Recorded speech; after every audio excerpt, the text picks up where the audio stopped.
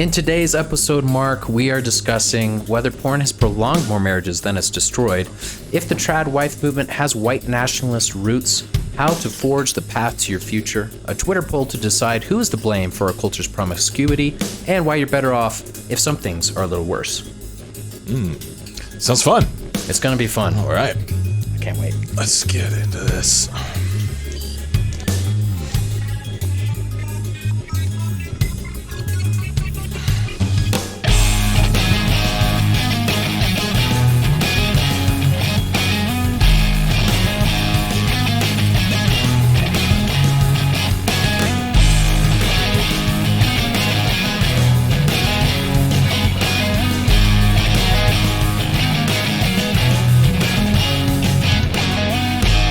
Hey everybody, welcome to Man vs. World. I am Mark Kweppett, your host, and I am joined, as always, by Pete.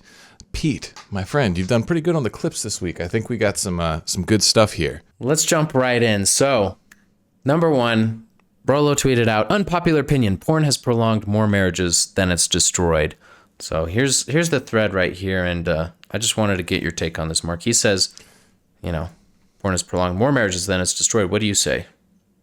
Interesting. Well, let me read his follow-up. He says, is that a good thing, Rollo?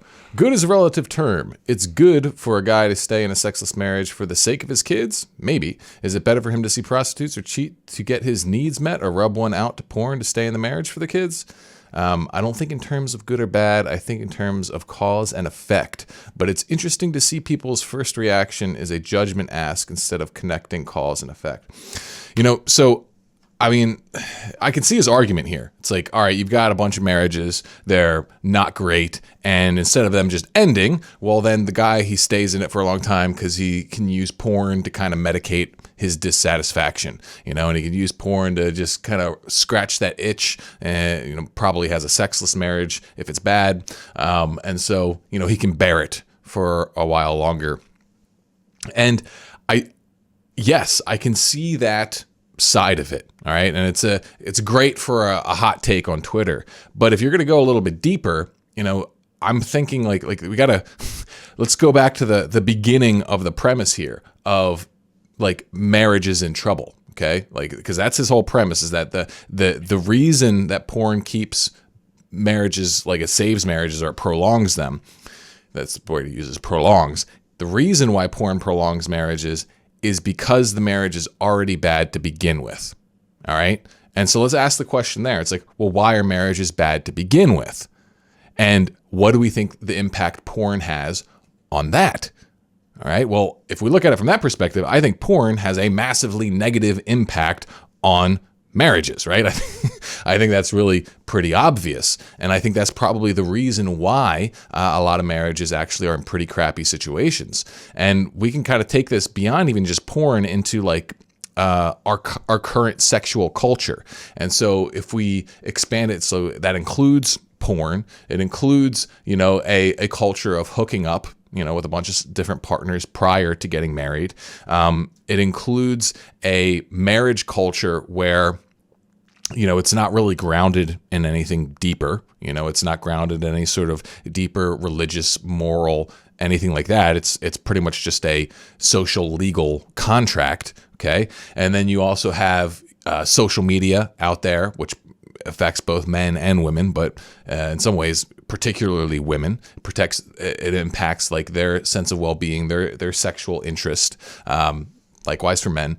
And, so you combine all of these things together, it's like porn is part of the problem that's making things screwed up to begin with. And so, if you take that out, okay, you start removing this toxic sexual culture, well, porn is not any kind of savior here. It's not any kind of real help. All right. It's like, it's just part of the thing that's making these marriages bad to begin with. And it's like, if you want to have a good marriage, well, then get rid of all that crap, and it's hard to do. And we'll be talking about that a little bit more in one of these others segments where I guess we're getting into the trad marriage movement.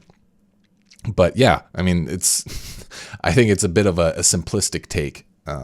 And probably is missing the bigger point where, the way he's framing it is that porn's kind of benefiting marriages. He's not explicitly saying that, but he's saying that so that he can get Twitter attention, it seems like. So, and here we are giving it to him. Dang it. He got it. Well, he made an interesting conversation point. Good on him. It was. All right. The next thing I wanted to show you, well, actually, the next thing I wanted to ask you about was one of your recent emails, because you said one of the most powerful self-development principles is to begin with the end in mind, which I think we've all heard before. And that begs the question, well, if that's one of the most, powerful self-development principles, what do you do if you don't know what you want? And you kind of talked about that in the email of how to discover that, but I was hoping you could elaborate for our podcast audience here. Yeah, absolutely. And I think this is something that, honestly, it deserves a book to be written about it. And so maybe I'll do that at some point. But yeah, if you already have the end point clear in your mind, you've got half the battle already, right? Like, people act like it's just like a given. Oh yeah, begin with the end in mind. Well, it's like, well, what if you don't know what the end's supposed to be? What if you don't know where you're going? And that's where a lot of work happens in life. It's like, you don't know where you're supposed to end up. You don't even know where where the midpoint is, or heck, a lot of times you don't even know where you're starting. Okay. And so how do you orient yourself in this space? Because ultimately we want to end up with a clear goal, a clear endpoint, which then allows us to take really, truly effective action. Okay. But how do we get there? Well, a few years ago, I developed this technique I call the CLAIM method, and that's CLAIM, CLAIM, and that's an acronym for Celebrate Longing as If Manifest. Celebrate longing as if manifest.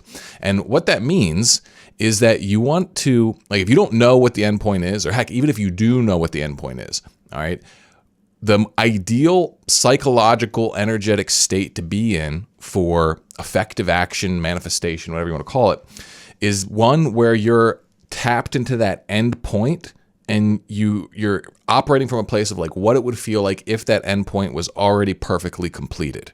Okay? So let's do an example here. All right? I'll do a simple one that I use almost every single day. When I create an email, for example, or some kind of social media post, or some kind of content, what I try to do is begin with the end in mind. But a lot of times I don't know what that is. So it's like, I know it kind of generally needs to be doing this thing. And what I want to key in on is a feeling. All right. I want to find the feeling that I'm trying to create. It's so if I wrote this email perfectly, how would I feel at the end of it? And maybe I have a general idea of what the topic is or something like that. And what I'm looking for is when I hit that send button, or I hit that, schedule button, what feeling do I want to have about that email? And that feeling that I use my imagination to tap into, that becomes kind of like my North Star. That becomes my compass in the decision making of actually creating the email. And so we can apply this in other areas of our life. Like if you're trying to find your path, right? You're trying to find your ideal career, okay? And you have no idea what the heck that's supposed to be. A lot of guys are really lost in that field. Well, start with, how do you want to feel about your ideal career? Just start with imagining. How do you feel at the end of that day doing something that you love, right? And if you can tap into that feeling, you can even just get an inkling of it, well, then that becomes a thing that you can hold up to different options. It's kind of like you get this little magic stone and you hold it up to the different options in front of you, and sometimes it's going to vibrate and shine when you hold it up to an option, and other times it's going to go clunk and dead and get heavy, all right? Because that's what internally it feels like when you are trying to figure things out without clarity, all right? It's like an intuitive sort of thing. You think about, maybe I want to do software engineering, and you think about that, it goes clunk. It's like, okay, no, that doesn't vibe with that feeling. Maybe I want to do accounting, clunk. Maybe I want to be a YouTube creator. It's like, there's something there. Half vibrates, half resonance with what that end point I'm going for. And so what you're really doing is you're tracking down the options that seem like they could be in alignment with that end result that you're looking for, with that end feeling.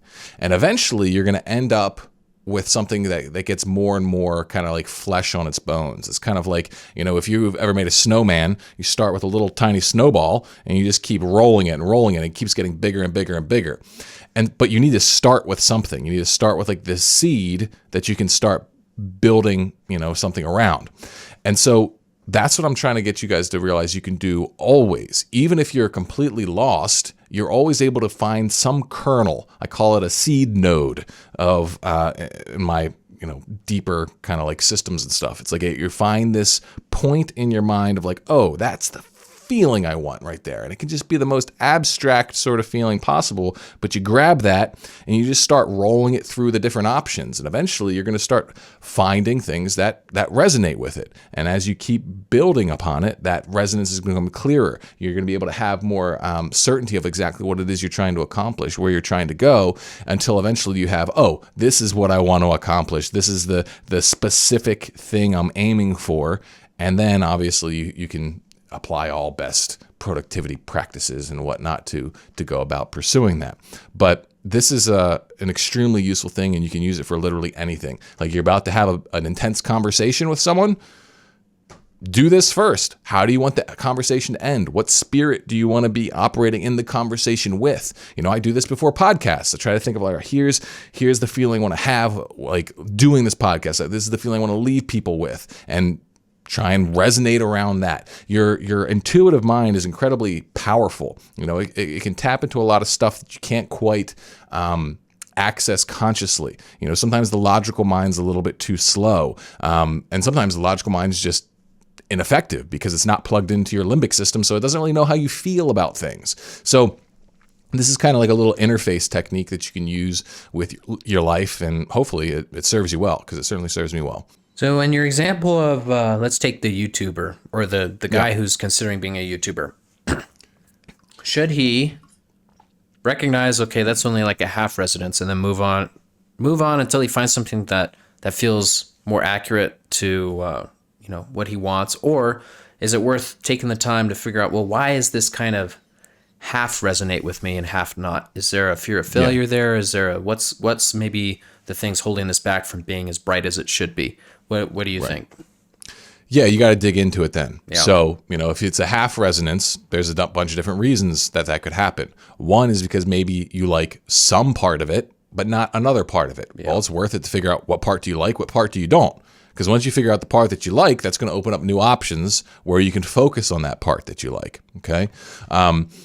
But sometimes it's going to be because of inner blocks, right? Like it resonates because, oh yeah, that sounds really fun, but I'm also really scared, and that sort of thing. So yeah, whenever you find a half resonance, it's really just about articulating, like digging in, because it's like something that happens intuitively and almost on the sensory, like internal sensory level first. It's like the feeling level. It's like you feel it. It's like, oh, this is what I feel, but then you need to logically understand it. You need to articulate your feelings, and that can be a little messy and uncomfortable, but as you practice this, it becomes easier and easier.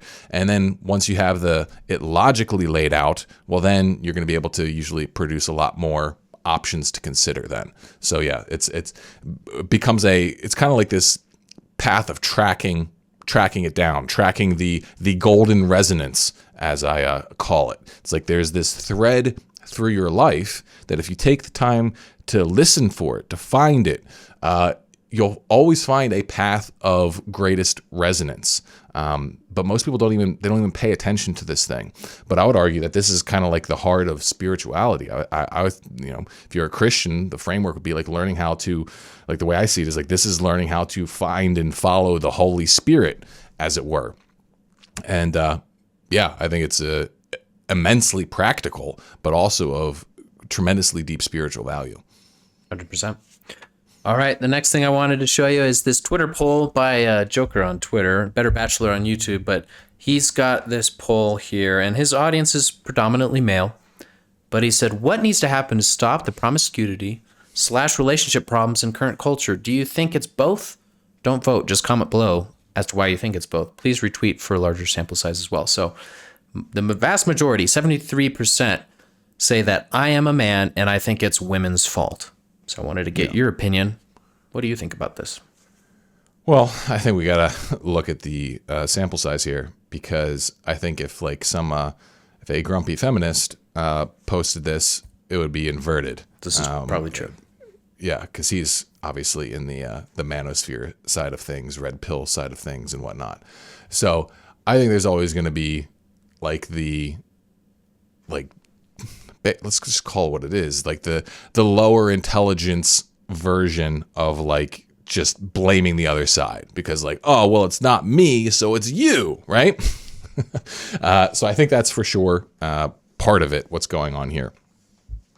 But I like, if I was going to like really dig into it and give my take on it, obviously I'm a man, but I think it's primarily men's fault that the promiscuity and relationship issues that exist right now.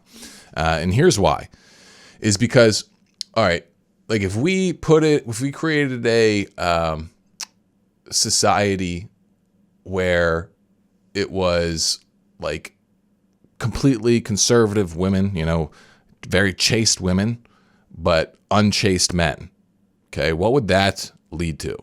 That'd be still a nightmare, That would still be like, probably rape would go through the roof. Okay, if not, there would be some other kind of debauchery. It'd be something like, the computer animated or porn and shit like that would still be through the roof. Okay, like there would still be a massive amount of like perverted sexual culture. But it seems like if it was reversed, where it was like the women were the extremely like sexually out there, but the men were not, it's like I don't even have any idea what that would look like, unless we were like fundamentally changing how the average women behave sexually. Like let's just make it simple. It's like the women of today, they stay the same, but all of a sudden men become very conservative in their sexual activity. I think women would just follow suit. If it was the other way, if it was just the men of today and then women all of a sudden became very conservative, I think a lot of things would still stay the same. There would be some portion of guys who would then change their game, but like I just don't see it happening the other way, because at the end of the day, it's like men lead the relationship, and they also like tend to lead a lot of things economically, especially intersexually and that sort of thing. So yeah, I just don't. I think if men are the ones leading the charge, that's what actually gives women the feeling of security that they can be, sexually chaste, as it were. Because right now, I know a lot of women feel like they have to be promiscuous in order to compete, because they know that if they want, like most women, they want a relationship. Not all, but, and that number is decreasing, I think, in current times, until eventually I think it might swing back the other way, but it hasn't seemed to have done so yet.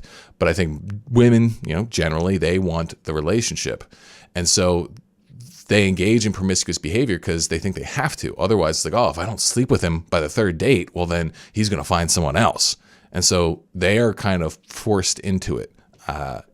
Not forced, but they have this feeling that they need to, where I don't think guys face anything like that. So it's like if women were confident of like, yeah, it's like it's not expected of me to sleep with him immediately, then I think many of them wouldn't. And I think that alone, just like reducing the amount of casual hookups, reducing the amount of sex before marriage, that's going to solve a lot of problems, I think.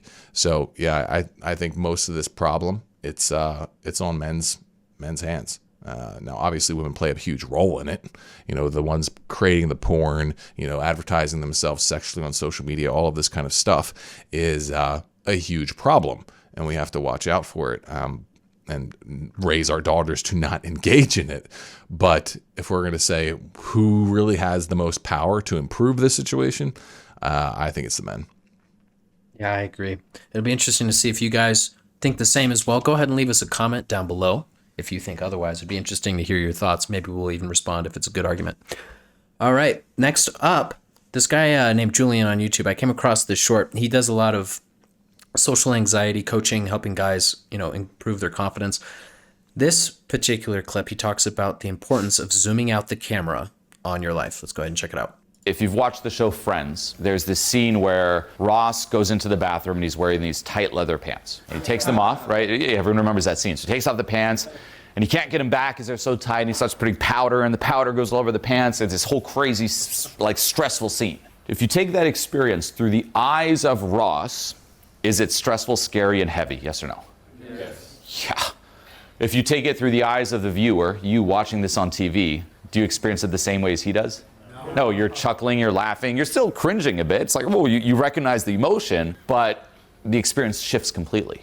You're less attached. Same here with your life. Oh, what if I sing in the Starbucks and people stare? We'll zoom out. What if it's Ross singing? Live your life as if you're also watching yourself in the movie and laugh at it. Changes the experience completely. If you've watched the... Yeah, I mean, that's a really good way to look at things. I do know that some people, they have issues with like disassociation, where they stop, like they go almost too heavy into this kind of thing. It can also be the result of like too much like meditation, actually. Like if you're doing like a huge amount of mindfulness meditation, some people actually just stop feeling like they're in their life because they've gotten so good at observing themselves that they're never actually being themselves. So, I mean, there is an extreme to this, but I think in general, as like a mindset shift to help you improve your mood and something you use like kind of as needed, yeah, I think that's really powerful. And in a lot of ways, I think that this is like a key to living your life creatively, right? Like you look at your life as this adventure, as this journey, as this movie, okay? And you get to control the main character. You get to decide what's happening. I mean, like that's basically the appeal of video games and movies, right? Like it's like, for example, like video games, like if you were actually the video game character, often it would be a torturous experience. You'd be like in there having to fight all these things, getting your ass kicked, like, you know, dealing with terrible monsters or whatever. I'm just thinking of that because I'm playing the game Dead Space right now, and those are some terrible monsters in there. It's just these necromorph zombies that you got to cut limbs off of. And it's like, if I was actually in that in real life, oh my God, it'd be horrible, right? But the appeal is that you're not, right? You can zoom yourself out and you can embrace the drama of the situation. And that is a skill that you can develop in your life, and it's a super, super powerful one. So yeah, I think this is great advice. Apply it whenever you feel you can. And probably the biggest obstacle to doing this is like people who are attached to their own victimhood, right? And it's like they build a complex around it because like zooming out makes their problem seem understandably small, and then all of a sudden they feel embarrassed. They feel like oh well, you know, that makes me feel stupid about myself, and then they beat themselves up and like they go like negative. It's like, oh, I'm stupid for even feeling these negative emotions, and they feel even more negative emotion because they feel bad about their negative emotion. And like that's not what I'm recommending you do. Okay. I think probably one of the biggest things that you can that'll help lubricate this process of sort of stepping back and enjoying your life is the ability to laugh at yourself. Really, that's the key. And sometimes before you can laugh at yourself, you got to cry first. Like laughter and crying are kind of like two sides of the same energetic coin. They're both kind of like these spontaneous kind of like physical reflex releases where it's like something happens in our emotional system where it's something profound is happening, something meaningful is happening. And for a lot of people, like before they can step into the laughter mode, they do need to first like come to terms with the tragedy of what they've been living in. And usually it's not the tragedy that, oh, everything that's happened to them is so bad. It's more the tragedy of, wow, I've been wasting my life thinking so small and silly, right? And like being like, oh yeah, I have been being stupid. I have been overthinking this stuff. And it's like, oh, what a waste of energy and time. And like that can bring sadness. Fine, embrace it, okay? You know, it makes you cry, But then once you process it, You can laugh about it. You know, how many things have you experienced in your life where, like, in the moment they were terrible, but later, you know, they were hilarious when you're, you know, talking to your friends about it. You know, it's the same kind of thing here. So, you know, have the humility to kind of cry or laugh about the situation, and that's usually what lets you disengage. That's the thing that energetic kind of like decoupling that allows you to step back and start really playing your life as a game, you know, watching it as a movie where you get to be the main character rather than being someone who's just, you know, caught in some shitty situation. You know, it's easy to start comparing yourself to other people. There's this guy on YouTube, I forget his last name, but it's something like I'm not even going to try to pronounce it. I don't know how to say it, but this guy on YouTube is like 23, 24, and he's a multimillionaire, and he's got a huge YouTube channel, and he's just doing all this stuff all the time, right? It's like, man, what's going on, you know? Like, man, that should be me right there. But then I have to step back and zoom out the camera and go, look, 22, this is the origin story part of the movie, you know what I mean? This is like, we haven't even reached the montage yet where Rocky Balboa does his training sequence. Like, we're so early on, you know what I mean? And so just having that perspective of zooming out is actually really helpful for me, because it's like, I want it all right now, you know? I want to have all this stuff going on, and it's just not how it works. Yeah, I mean, like, I started my business when I was 23-ish, 24-ish, and you know, still haven't become the millionaire yet. On my way. But like, the thing I realized over time is that had I gotten really successful early, that would have really screwed me up in a lot of ways. And it would have prevented me from learning some insanely cool stuff. Like, you know, I wouldn't have had to probably dig nearly as hard into things that I've had to. You know, I wouldn't have had the opportunity to grow in the ways that I have. And like, you realize that it's like, the life that you're trying to get, you know, your ideal life. It's like there's multiple bars that you're trying to fill up. You know, you're trying to fill up your social bar, your family bar, your financial bar, your fitness bar, like all these kinds of things. And you don't need them all at once. And in fact, you wouldn't want them all at once to be filled, because then there's no more journey left in your life. It's kind of like, have you ever played a video game and then you got to the end, and then after you beat the final boss, it's like, what do I do now? It's like, there's not much there. It's like, you know, technically, I guess you could always play a bigger game, investing yourself in the journey of other people and that sort of thing. So there's infinite end game content in the game of life. But my point is that, like, it's okay that you don't have all your bars maxed out yet. All right, we can get you there. You can get there. I'm going to get there. That's because I want to get to that end game content. I want to make it so that I don't need to worry about me anymore, because I'm the person that I want to be. I have the things that I want. I have the money that I want. I've got the health that I want. I've got the family and friends that I want. And then I can turn all my energy toward helping other people, literally all of it. And so aim for that, but don't try and grasp it all at once, because there's a lot to be gained in what you're doing now. And if you can't see it yet, then do some thinking about it. You know, look back through your life. Think of all the ways in which you've grown, all the things you've learned from what you've experienced. And maybe you haven't done a lot of growing, a lot of learning yet. Well, hey, this is your wake up call. And you can, the weird thing about personal development is, like, the more you screw things up, it's like the greater flip side there is. It's like for example, the guy who is a hardcore addict and he turns his life around, he tends to turn his life around a lot harder and a lot more solidly than the person who's never really had a significant hardship. So this is something to keep in mind, is like, you know, there's a polarity here between struggle and then ability. And if you've been struggling, you've been down in the dumps, you've been extremely unimpressive, well, you've set up a great hero arc. You've just set up the beginning of it, and now you need to work on fleshing out the rise. 100%. You know, I got a buddy of mine. He's an awesome guy, man. He's super on fire for God and everything, but he used to be addicted to pretty much everything. I think he did like 150 pills of Percocet once. Like, he was just trying to kill himself at some points, and he would ride his Harley through mountain passes in Colorado where it's icy and cold, and it would be so freezing.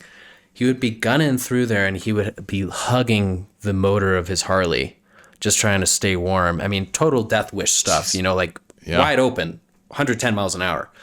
And he's got a wild story, man. And so those stories, like, and he's older than me by a little bit. And the fact that he's lived all of that life doing that, you could look at it as wasted time. But now he's got such an incredible story where he can go and talk to people and relate to people I'll never be able to relate to. I'll never be able to talk to, who are also in that situation where they're taking 150 pills of Percocet. He can talk to those people. I can't. I'm way too square for that. You know what I mean? Yeah. Yeah. And so it's like, you know, whatever it is that wherever you're at, like it's always unlocking something. You just got to be willing to play the game with whatever it is that wherever you're at. Right. That's the thing. Yeah. It's like there's a certain point in your life where you kind of wake up and it's like, all right, this is my plot line so far. This is my backstory. And that backstory, it's what determines what a lot of options are in front of you. And it also determines like your kind of like developmental arc. You know, what's the skill tree that your video game character can level up in? And so it's like, there isn't one that's better than the other. All right. There's no such thing. It's just like your biggest limits are your own beliefs and imagination about what you can accomplish. So don't sell yourself short. Yeah, man. Man, I'm excited. All right. The next thing I wanted to talk to you about was this. Have you seen this video? It's from Novara Media, I think is what it's called. And they're debunking the trad wife movement. Debunking it? How do you debunk okay, let's see. Lately, I've been seeing this thing pop up on social media. We are going to talk about how you can become a traditional wife. How I went from a raging, free the nipple feminist to becoming a traditional feminine woman. Some younger millennials and Zoomers have decided to embrace living la vida casserole, dedicating themselves to cooking, cleaning, and child rearing while their husbands or boyfriends, chop firewood or go to their job in human resources. This isn't just about personal choice or individual preferences. It's advancing a right-wing political ideology and dressing it up as a lifestyle. So, why is this important? 3 things. These women are often really young, in their 20s, and they're preaching the values of submitting to a husband to an audience of other young women. The tradwife trend doesn't exist in isolation. It's linked to deeply regressive political and social movements such as Christian and white national. Hold on. All right, let's pause this here because this woman's ridiculous. 3 things. These women are often really young. Okay, so to her point, you know, the videos that she's looking at are influencers. Okay, like these are people who are finding a niche. They're finding, you know, I'm sure some level of it's authentic, some level of it's I just found a niche to make attention online. You know, you gotta wheat and weeds that. Not sure what the real breakdown is. Probably it certainly varies person to person, but where do you do you think only young women are traditional wives? I would argue that there's far more grandmas who are traditional wives out there than 20 something year olds. So like, this is a stupid point. Okay. The fact that they're presenting it to other young women, that's a problem, but like radical feminism being presented to other young women is not a problem. I just think that that's just overt bias without any argumentation and a dumb point. But let's move on to the next one. What was it? In their 20s. And their wife trend doesn't exist in isolation. It's linked to deeply regressive political and social movements such as Christian and white national. So how dare it be linked to Christianity? Okay. But also, if you're going to name a religion that is more focused on traditional submissive femininity, what religion would that be, Pete? Would Christian be the number one? I don't think so. It would be our Muslim brothers. Depends come on. How traditional you want to go. Right? I mean, come on. This is silly. All right. Now, to her point, steel man it. Okay. There is you call it the alt-right or whatever, the far right or whatever, they do have this kind of like weird thing with the trad movement in general, where you just got a lot of angry young men who are mad at the system, particularly the sexual market of the day, and they fetishize like finding yourself a nice young submissive virgin wife. Okay, now I don't think that's wrong. Okay, I don't think that's wrong at all. I think that's natural that a guy would want that. Two things though: is he playing the part of the guy who deserves that, or is he jerking off to porn and being a degenerate? I don't know. But then you also have there is for sure a subset of these guys who are plugged into rather unsavory, angry, like MGTOW-ish sort of sentiments, where it's just disgruntled masculinity, which I have a deep compassion for, but also can acknowledge that there's quite a bit of toxicity and let's call it unproductive resentment in there. While understandable, I can see why that would be off-putting to other people looking at it from the outside. So, let me actually hear her point on this. Nationalism and anti-feminism. Feminism is an ideology which cannot be defended by feminists. It's part of a wider shift of young... Do I have anything to say? So Peterson, why? Okay, they put Jordan Peterson next to Andrew Tate, which is hilarious. It is. Which just says to me oh, hi, I just do buzzwords and shallow commentary, because they are extraordinarily different, and they have very different audiences.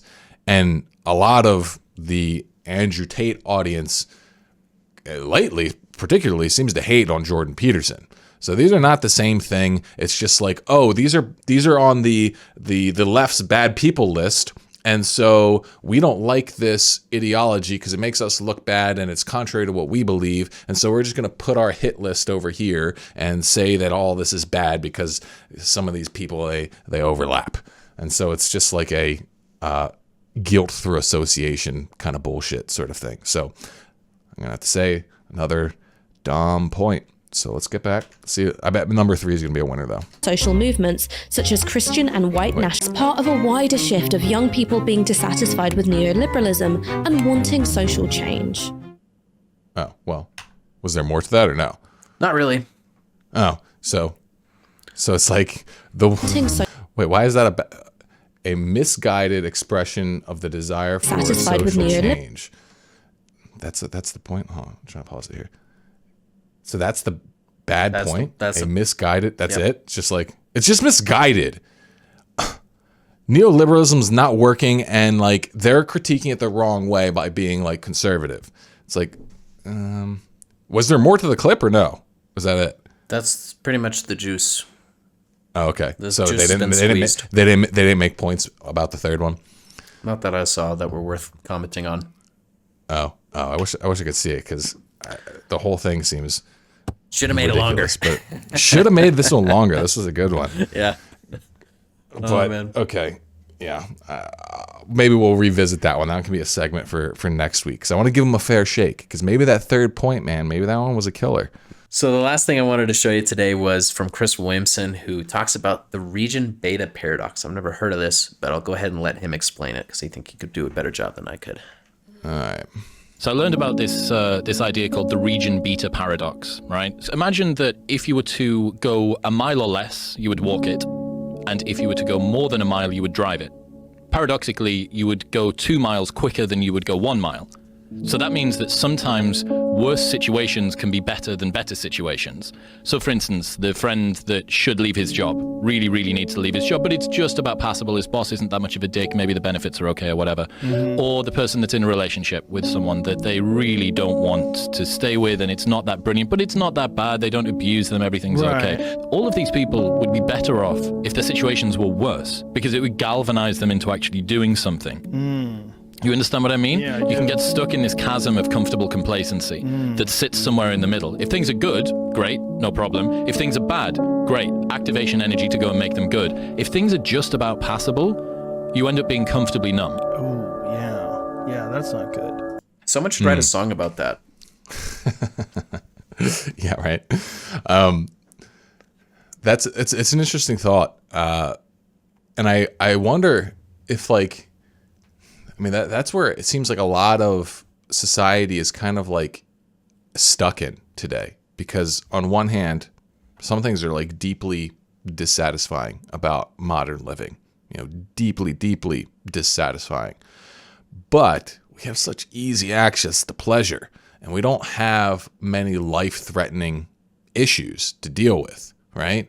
And so many people are just like, yeah, I don't really like this, but I can go home and I can, binge Netflix, porn, video games, junk food, whatever, maybe throw some drugs in there, that kind of thing, and I'm okay. And it's tough. It's tough to be in that state until I think you realize what the secret is to getting out of it. And the secret really is to raise your standards, is to believe that you deserve better, and to like really confront the ways in which you are hurting yourself, right? Or allowing hurt to be done to you. And much of this, like what he's talking about, like applying this region beta paradox to behavior, I think the X factor in it is how much escapism do you engage in, right? How much of putting your head in the sand do you engage in? Because these things, if you bring attention to these issues, then they can change, and they will change. But if you are able to constantly divert your attention to not have to think about it, well, then you don't have to feel about it either, right? Except for the moments where you're confronted with it totally. But usually it's not the moments where you're dealing with a problem that you decide to change it. It's afterward. At least that's the way it is for me. It's like, all right, if I'm dealing with something that I really don't like, or maybe just moderately don't like, it's only once I'm done that I'm able to have that contemplation of like, maybe I should permanently change my situation so I don't have to deal with this problem ever again. And this kind of contemplation, it only happens if I have the space to do it, if I give myself the space to do it, right? Or maybe I have to make the space to do it. But if you just immediately hop on your phone, well, all of a sudden, no chance of that happening, right? It's just like, oh, got out of the discomfort. Now I'm in my pleasure zone. And if that's the loop you're on, well, you're screwed. So this is why I've becoming increasingly more literally every single year, becoming like understanding the value of productive time doing nothing. And what I mean by that is like time where you're literally just alone with your thoughts. You're just like, I call it vibe surfing. You just allow yourself to follow your thoughts wherever they go. And invariably, they will confront any sort of like negative sticking points that you have in your life. Like any sort of nagging issues where you're thinking about stuff you've done or thinking about stuff that's, coming up down the pipe. All right. You're going to become aware, like, oh, I don't like the feeling of this thing. I don't like the feeling of that thing. And if you have the space where you can actually pick it apart and be like, well, maybe I should do something about this. And you give yourself the permission to actually start examining different options of like how you could do things differently. Well, things will change. But I think so much of us, we don't have any of that time. Most people today, I don't think, have time alone with their thoughts. By design, by intention, because that's when all this stuff comes up. They realize, oh, wow, a lot of these things, they suck. They're not horrible. They're not unbearable, but they kind of suck. I don't really like them. I don't really like a huge part of my life. My job's like, ugh. My relationships are like, ugh. Like what I spend my time doing is like, ugh. My body's like, ugh. It's like like 80% of America like fits in that category, I feel like. And they're just not even like, they don't even let themselves think about it. Right? Or if they do, they're so like buried in victim complexes and excuses and bullshit that they can't, they don't want to make anything happen. But at the end of the day, you guys have the power. You have control. You don't need to live like this, right? You don't. The only reason, in my opinion, to like live with things beneath your dignity, first of all, or even just your standards, okay, is because it's just lower on the totem pole of your priorities. Because you can't change everything all at once. I think you can change most things, You can have most of the things you want in life, I believe, if you really go after it. But you're not going to get them all at the same time. So it's like, yeah, maybe you're going to have to let your fitness goals sit on the shelf because you're making a huge career transition and it's taking all your time and energy. Yeah, that's fine to sit in it then. But when you've got time and energy, make your life better. I mean, that's the end thing, is like so many people have a huge amount of time and energy. They just shit down the drain in mindless escapism. Well, you should at least be taking some of that, maybe not even all of it, just take a chunk of it and use it to start making your life better. All you need is, basic systems, right? Basic self-development systems, which we're going to be getting into a lot more detail for, moving forward.